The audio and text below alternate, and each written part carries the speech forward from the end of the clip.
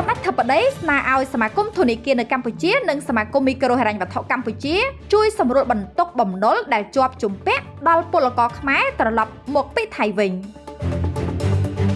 នៅថ្ងៃទី14ខែមិថុនាឆ្នាំ2025នេះនាយករដ្ឋមន្ត្រីកម្ពុជាសម្ដេចធិបតីហ៊ុនម៉ាណែតបានបង្ហោះសារលើបណ្ដាញសង្គម Facebook អំពាវនាវឲ្យសមាគមធនាគារនៅកម្ពុជានិងសមាគមមីក្រូហិរញ្ញវត្ថុកម្ពុជាជួយសម្រួលបន្ទុកហិរញ្ញវត្ថុសម្រាប់បងប្អូនប្រជាពលករដែលត្រឡប់មកពីថៃវិញចំពោះអ្នកដែលមានជាប់ជំពាក់បំណុលជាមួយធនាគារគ្រឹះស្ថានមីក្រូហិរញ្ញវត្ថុខណៈក្នុងករណីមានការវិលត្រឡប់ក្នុងទ្រង់ទ្រាយធំរបស់បងប្អូនពលករខ្មែរយើងពីប្រទេសថៃរាជរដ្ឋាភិបាលត្រៀមលក្ខណៈរួចជាស្រេចក្នុងការសម្របសម្រួលដោះស្រាយផងដែរសម្ដេចធិបតីនាយករដ្ឋមន្ត្រីបានបញ្ជាក់ថាសម្ដេចសូមអំពាវនាវឲ្យសមាគមធនាគារនៅកម្ពុជានិងសមាគមមីក្រូហិរញ្ញវត្ថុកម្ពុជាពិនិត្យលទ្ធភាពក្នុងការជួយសម្រាលបន្ទុកហិរញ្ញវត្ថុសម្រាប់បងប្អូនប្រជាពលករដែលត្រឡប់មកពីថៃវិញចំពោះអ្នកដែលមានជាប់ជំពាក់បំណុលជាមួយធនាគារឬគ្រឹះស្ថានមីក្រូហិរញ្ញវត្ថុទៅតាមលទ្ធភាពក្នុងរយៈពេលកំណត់ណាមួយដែលអាចធ្វើទៅបានសម្ដេចធិបតីមានប្រសាសន៍គូបញ្ជាក់ថាពេលប្រទេសជាតិនិងប្រជាពលរដ្ឋខ្មែរយើងប្រឈមនឹងបញ្ហា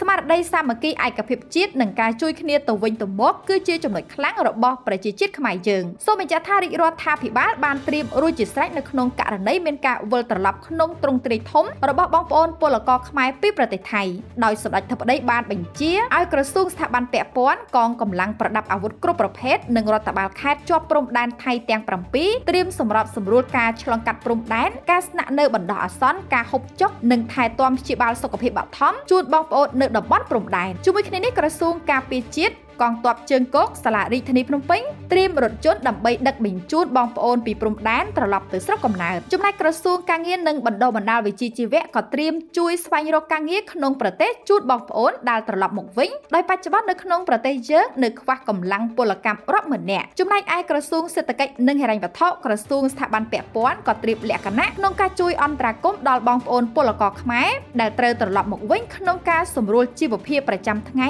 តាមរយៈកញ្ចប់អន្តរាគមន៍សេដ្ឋកិច្ចនិងសង្គមគិច្ចមួយចំនួនផងដែរ